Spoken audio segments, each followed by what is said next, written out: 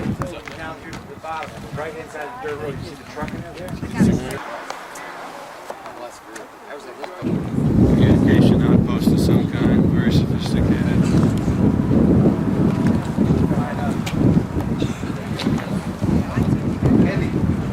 He's knitting something there, guys. One of his kibbutz. The house where in 1980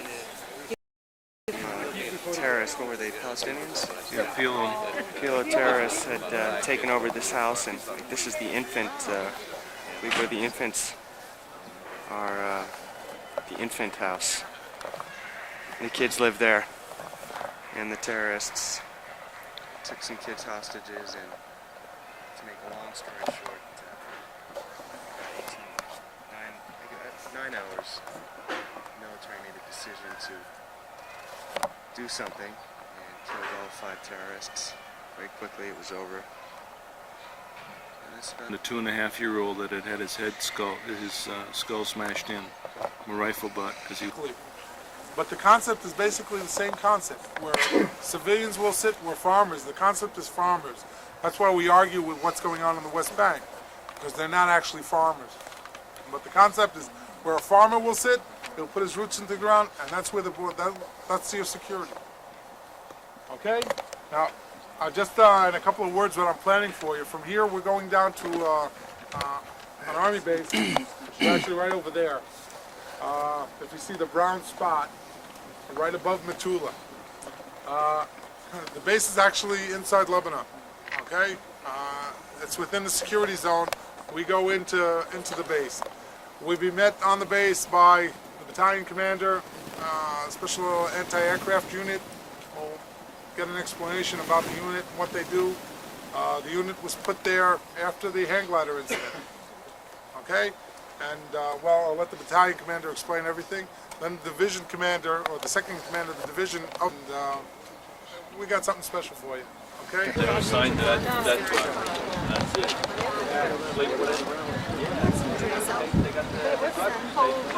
But it wasn't like horrible. Yeah, it was lovely.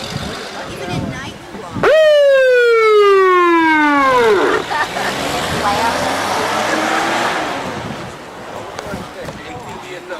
What we do is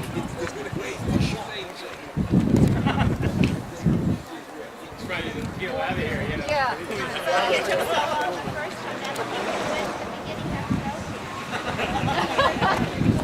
Get on the bus and get out of here. It's going to be one long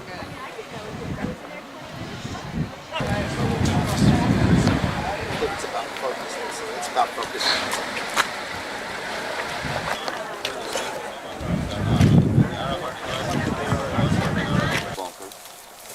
And I stopped here just to show you of what this big fortification consisted of.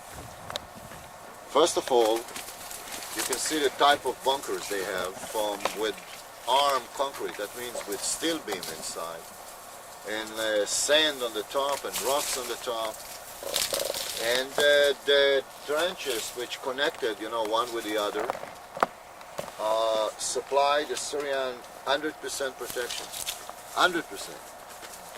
Also, all the trenches were with head cover, with those steel arches with stone. You saw some of them. A lot we took out to reinforce our fortresses.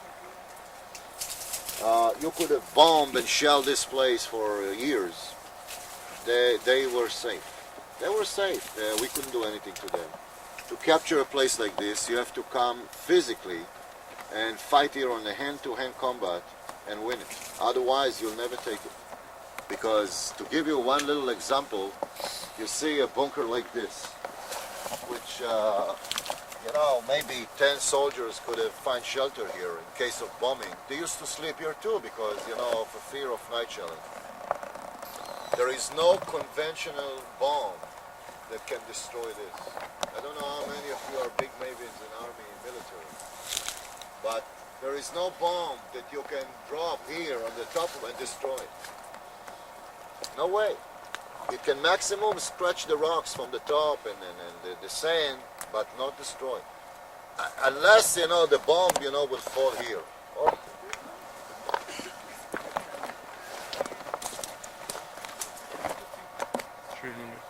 Just in this section. Let's go. You know? They start to build it in 49. No, honestly. Oh, then you're not worried about it. Catch a rock and just sit it. Now, those are sub shoes.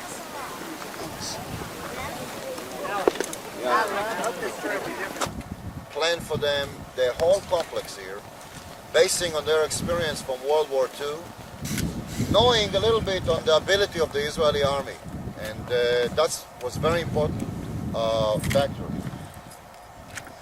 The description of the area shows that Mount Hermon on your right side more or less was the northern Israeli-Syrian boundary. From there, the Israeli-Syrian border went all the way at the beginning of the valley. That means at the foot of the hills that we are standing, right there, all the way down about 40 miles south, straight line, to the Sea of the Galilee. The Golan Heights structure shows that the top of the Golan is about 3,000 feet above sea level. But the slopes which falling into the valley and the slopes that falling into the Sea of the Galilee are completely different. Here, if you look carefully, it's very moderate, very flat, very moderate, and that's the way it goes all the way up to the 3,000 feet high. While down at the Sea of the Galilee, and you'll have a chance to see it maybe tomorrow morning, this afternoon, it's very steep. It's maybe 60 degree, 70 degree even. Obviously, the Syrian emphasized more fortification here than on the south, basing on the fact that the natural terrain and the steep inclination will be enough to stop the Israeli army. Whenever. Y'all get up here like me. Shoot, I think I'm crazy. Jeez. Get up on there, Mike.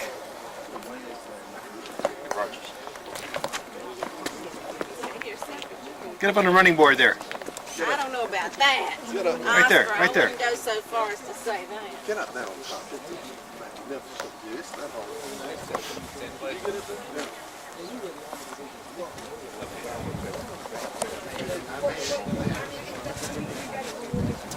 This is as far as the Israeli. I'll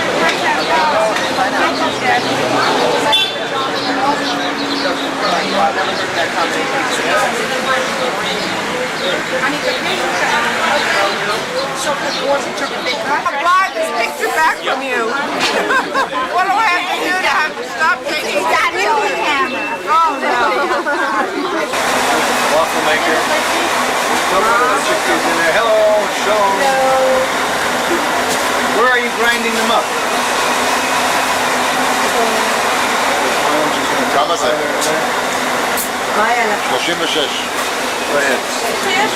כדורים מחכים.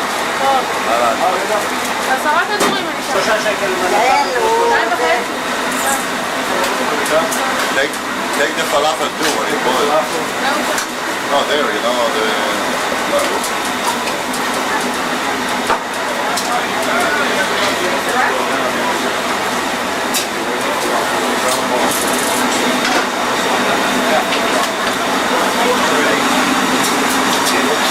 Here's the chickpeas. Chickpeas up in here. They get thrown in here, they get ground up. And spices you put on the white sauce, the red sauce. Alex doing his thing, just paid for a meal here. Oh, you saw that? No, it's coming. We were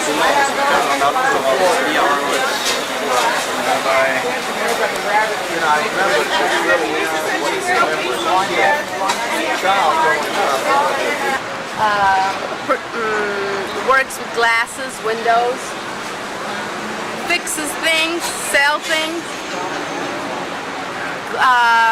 mirrors, and all kinds of glass. Glasswork, and his name is Albert. Albert. That's the first word is Albert. Albert. I would like to interview Hagit as well. Oh, Hagit. This is Hagit. We went to Berkeley College of Music together, and right now we're in Tel Aviv, Israel.